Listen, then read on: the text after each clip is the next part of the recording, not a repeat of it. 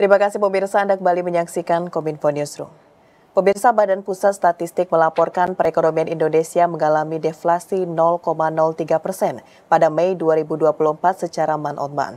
PLT Kepala Badan Pusat Statistik Amalia Adininggar menyampaikan terjadi penurunan indeks harga konsumen dipicu oleh komoditas makanan, minuman, dan tembakau hingga transportasi.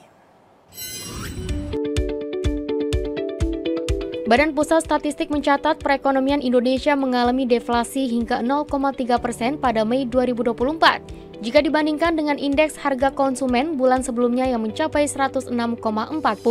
PLT Kepala Badan Pusat Statistik Amalia Adininggar Widyasanti dalam rilis BPS 3 Juni 2024 menyampaikan, deflasi pada bulan Mei 2024 merupakan deflasi pertama setelah deflasi terakhir yang terjadi pada bulan Agustus 2023. Dengan kelompok penyumbang deflasi bulanan terbesar jatuh pada kelompok makanan, minuman, dan tembakau, mencapai 0,29% dan memberikan andil deflasi sebesar 0,8%.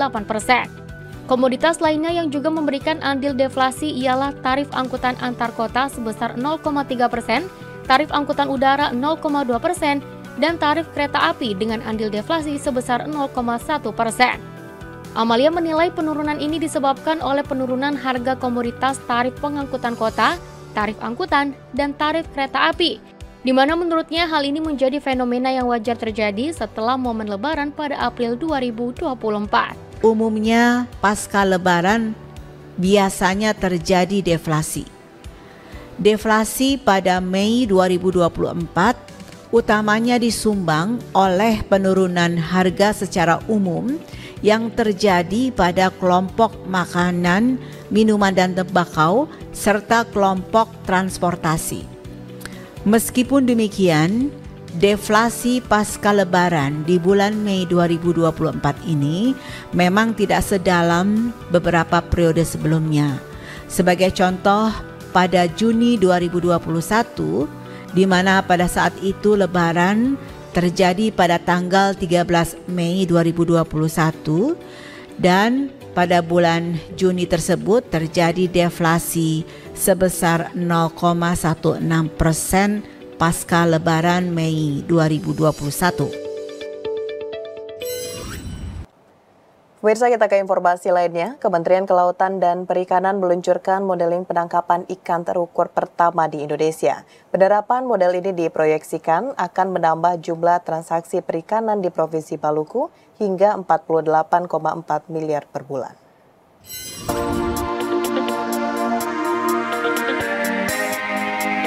Menteri Kelautan dan Perikanan Sakti Wahyu Trenggono resmi meluncurkan modeling penangkapan ikan terukur pertama di Indonesia pada Minggu 2 Juni 2024. Pengembangan modeling ini akan dilakukan di dua wilayah zona 3 perikanan, antara lain Kota Tual dan Kabupaten Aru, Provinsi Maluku. Berdasarkan Peraturan Pemerintah Nomor 11 Tahun 2023, penangkapan ikan terukur adalah penangkapan ikan yang terkendali dan proporsional. Penangkapan ikan terukur atau PIT dilakukan di zona penangkapan ikan terukur berdasarkan kota penangkapan ikan dalam rangka menjaga kelestarian sumber daya ikan dan lingkungan serta pemerataan pertumbuhan ekonomi nasional. Trenggono menyampaikan PIT merupakan salah satu upaya untuk memberikan keyakinan pada pasar global bahwa Indonesia mampu melakukan penangkapan ikan secara berkelanjutan. Ia menilai ekspor ikan Indonesia belum bisa masuk Eropa lantaran cara penangkapannya masih dianggap brutal sehingga merusak ekosistem laut lainnya. Ya, jadi inilah salah satu jawabannya.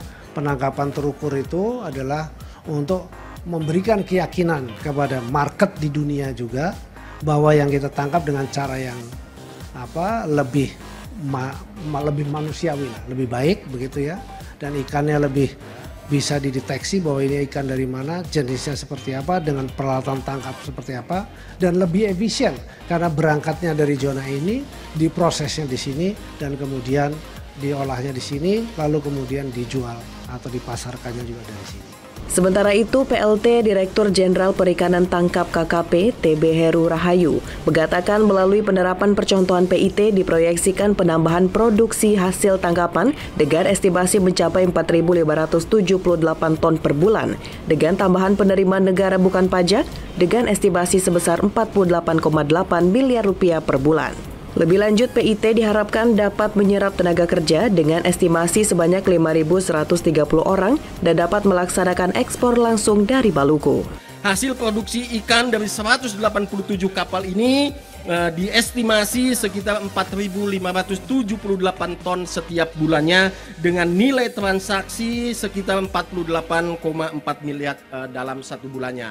Nilai ini masih sangat kecil Pak Menteri, namun izinkan kami akan selalu memotivasi teman-teman mensinergikan semuanya mulai dari kami di pusat, di Pemda, dan stakeholder langsung dalam hal ini adalah mitra kami, ada PT SIS dan PT IPA. Pemirsa, Menko Polhukam Hadi Cahyanto bersama Panitia Khusus RUU Kelautan gelar rapat bersama membahas revisi Undang-Undang 32 tahun 2014 tentang kelautan. Menko Polhukam mengusulkan Bakamla atau Badan Keamanan Laut untuk menjadi Coast Guard pelangganan di lautan.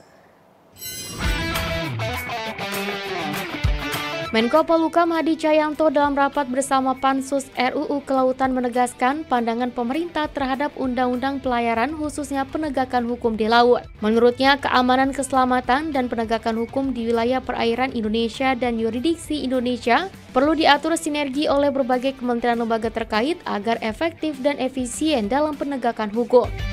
Menko Polhukam lantas mengusulkan Bakamla sebagai penegak pelanggaran hukum di Laut Indonesia. Bakamla akan terdiri dari beberapa kementerian lembaga yang memiliki kewenangan menindak pelanggaran hukum, seperti diantaranya Polri, TNI, Kemenhub, Ditjen Bea Cukai Kemenku, Kementerian Kelautan dan Perikanan, serta Bakamla sendiri.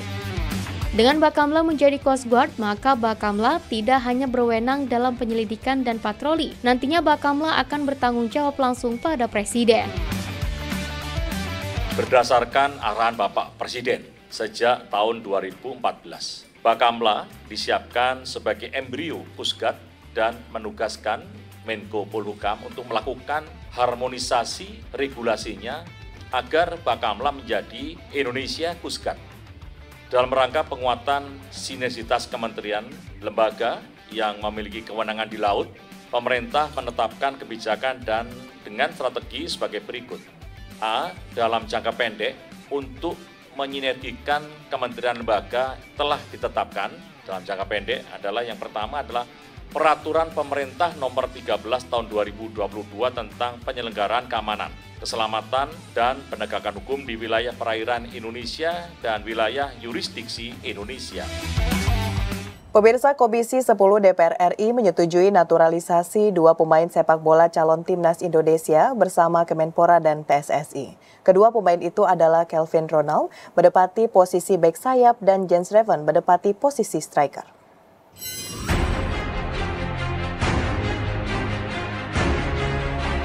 Komisi 10 DPR RI menyetujui permohonan naturalisasi terhadap 2 calon pemain tim nasional sepak bola Indonesia, yakni Kelvin Ronald Verdong menempati posisi bek sayap dan Jens Reven menempati posisi striker. Keputusan itu disampaikan langsung oleh Hetifah Saifudian selaku Ketua Sidang sekaligus Wakil Ketua Komisi 10 DPR RI dalam rapat kerja dengan Menteri Pemuda dan Olahraga Dito Aryo Tejo Republik Indonesia di Gedung DPR RI Jakarta. Proses naturalisasi ini juga nantinya akan dilanjutkan dengan pengesahan dalam rapat paripurna dan diproses sesuai dengan peraturan perundang-undangan.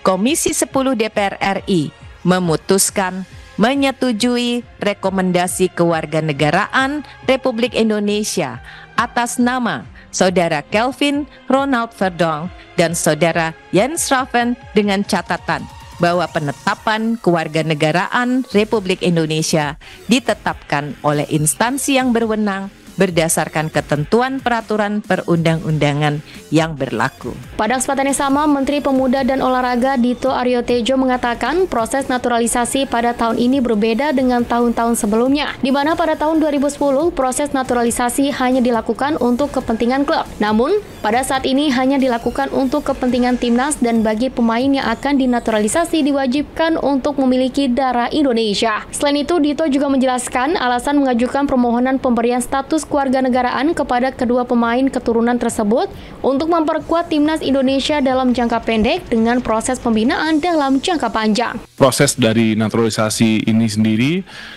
yang dimana merupakan pemain diaspora atau keturunan, merupakan salah satu strategi jangka pendek.